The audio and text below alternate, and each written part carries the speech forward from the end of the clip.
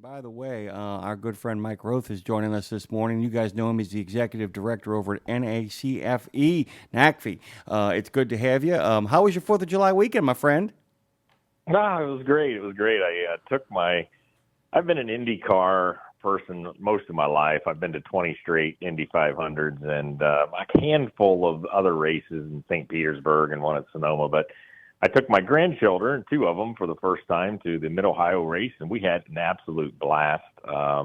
Hot, but watching cars go fast and having a little time in the RV was a lot of fun. Thanks for asking. And by the way, I'm just kind of curious if you wouldn't mind, because can you set the scene for us there? I mean, I hate to kind of belabor the point, but good God Almighty, that is an experience that not only never gets old for the person who's enjoying it, but to see it through those kids' eyes must have been remarkable, huh?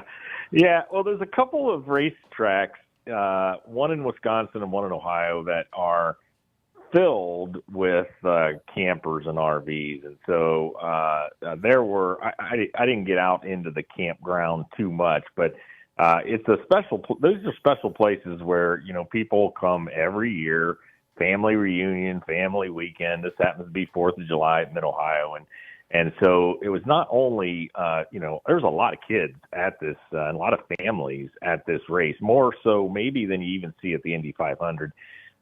Saturday night they showed the movie Cars when the whole track was quiet, all the garages shut. There was no air guns and loud engine noises. Everything was quiet at the track. And for those of us who were staying in RVs at the track, a lot of kids watching the movie Cars on the big screen that the next day was showing the racers on live TV coverage. It was a special weekend, and seeing things through the eyes of the kids. My son actually was the last kid to get a picture with Scott Dixon, who won the race. He was 6 years old. I've never seen him as patient, as quiet as he was when he was waiting to get a picture with the winner. A lot of fun. Thanks for asking. Oh yeah, I mean, I have to tell you, it's like my brother has two sons. One is special needs, the other one is out and about and almost hard to contain, much less control.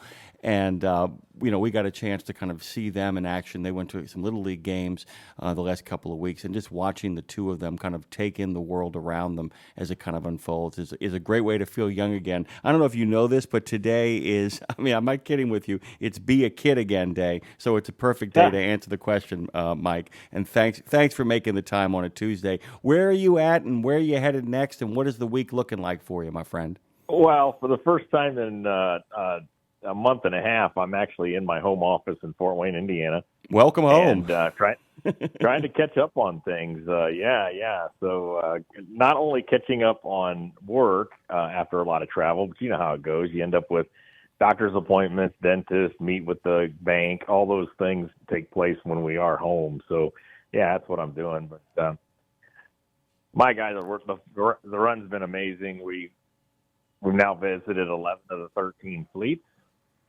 and interviewed 100 people with these different technologies, whether they're diesel, natural gas, battery electric, and hydrogen. And this is going to be a special week because we're pushing out a video. It's sort of a highlight reel of all the trucks that we've seen, all the interviews that we've taken place. You have to wait till August to actually hear what people are saying, but this Thursday we'll drop a video that will start to really get the excitement going for Run on Less.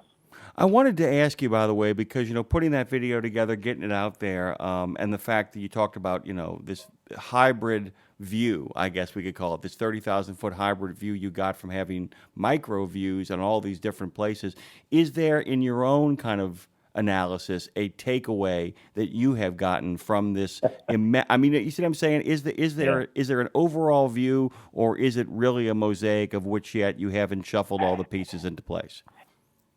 Well, a little bit of, behind the scenes NACFE secret sauce. I mean, this is about the time that I, as the leader, will sit down, and I did it on a plane the other day. I'll sit down and, okay, what do I think when we're done with this in October? So August is about sharing the profiles of all these fleets, videos and data and information. And then September 8th, for most of September, we'll stream data from all the trucks.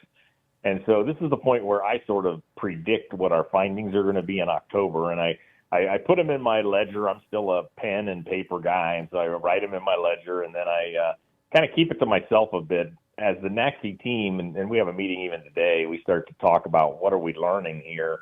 We'll evolve that over the next few months, like, any organization would, to be able to say our findings. And I think it's going to be fascinating. I'm keeping an open mind, of course, as the next few months go.